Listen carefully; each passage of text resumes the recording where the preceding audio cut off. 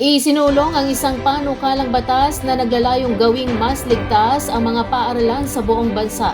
Layunin ng inihain sa Kamara ay bilang tugon sa lumalalang pangamba sa seguridad sa loob ng mga institusyong pang-edukasyon.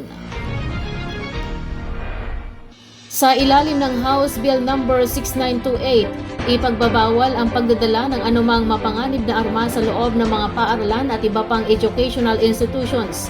Layunin nitong maglatag ng malinaw na pulisiya upang maiwasan ang karahasan at mapanatili ang kaayusan sa mga lugar na dapat ay nakatuon lamang sa pagkatuto.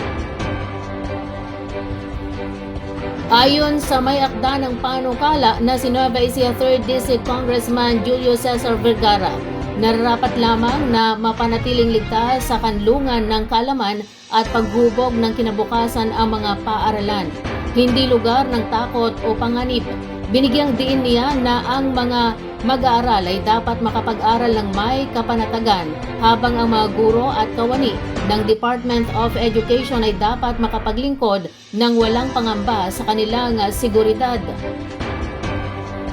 Sa ibang anggulo, itinuturing ang panukalang batas bilang isang preventive measure o hakbang na pang-iwas sa halip na tugon lamang kapag may insidente na. Sa pamagitan ng malinaw na pagbabawal at kaukulang parusa, inaasahang mababawasan ang posibilidad ng pagpasok ng armas sa loob ng campus at mapapalakas ang kultura ng disiplina at responsibilidad. Kapag naipasa bilang ganap na batas, inaasahang magsisilbi itong dagdag na proteksyon para sa milyong-milyong mag-aaral at guro sa buong bansa at magiging bahagi ng mas malawak na advokasya para sa ligtas at maayos na kapaligiran pang-edukasyon. Nagpatupad ng pansamantalang paglipat sa online learning ang Central Luzon State University o CELSU sa Science City of Muñoz, Nueva Ecija matapos makapagtala ng 31 kaso ng bulutong tubig sa loob ng pamantasan batay sa pinakahuling datos noong Pebrero at 16.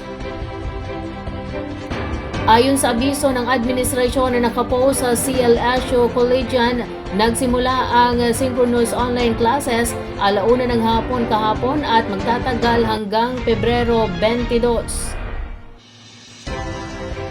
Saklaw ng pagbabago ang lahat ng undergraduate at graduate programs ng universidad.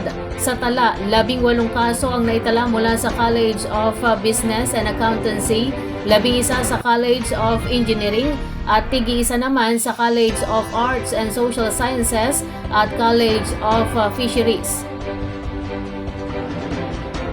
Ipinabatid ng pamunuan na ang hakbang ay inirekomenda ng University Disaster Risk Reduction and Management Council o UDRRMC at inaprubahan ng Pangulo ng Universidad upang mabigyang daan ang masinsinang disinfection sa mga gusali at pasilidad ng campus.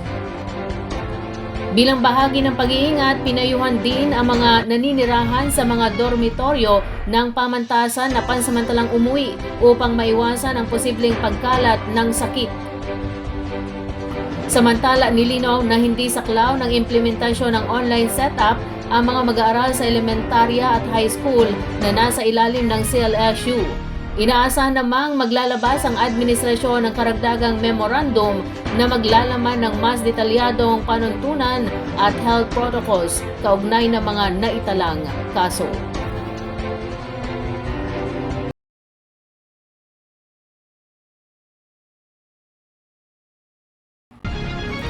Ginawaran ng parangal ang isang pulis mula sa Bungabon Municipal Police Station sa lalawigan ng Nueva Ecija at binigyan pa ng tulong pinansyal matapos masugatan sa isang engkwentro laban sa mga hinihinalang magnanakaw noong Pebrero at 17. Kinilala si Police Staff Sergeant Jake Jacinto sa pamagitan ng paggawad ng Medal of Wounded Gallantry nitong Miyerkules. Ang naturang parangal ay ginawad kasunod ng kanyang pagkakasugat habang nagsasagawa ng drugnet operation ang kanilang unit upang matunton ang mga suspek sa insidente ng pagnanakaw.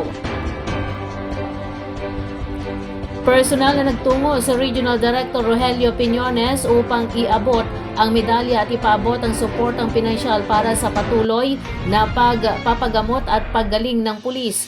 Bukod dito, naglaan din ng karagdagang ayuda ang Public Safety Mutual Benefits Funds Incorporated o PSM BFI upang matiyak ang mas komprehensibong tulong para kay Jacinto at sa kanyang pamilya. Ayon kay Piñones, mahalagang iparamdam sa mga tauhan ng kapulisan na hindi sila nag-iisa, lalo na kung sila ay nasasaktan habang ginagampanan ang kanilang tungkulin. Aniya ang pagpapalakas ng moral at welfare programs para sa mga pulis ay bahagi ng mas malawak na layunin ng pambansang pamunuan ng pulisya na mapanatili ang kaayusan, kapayapaan at profesionalismo sa hanay ng kapulisan. Matatandaan na tinamaan ng bala sa kaliwang hita si Police Staff Sergeant Jacinto sa kasagsagan ng operasyon laban sa dalawang papatakas na hold-upper kung saan matagumpay na nahuli ang isa habang nasawi ang isa pa matapos makipagbarilan sa pulisya.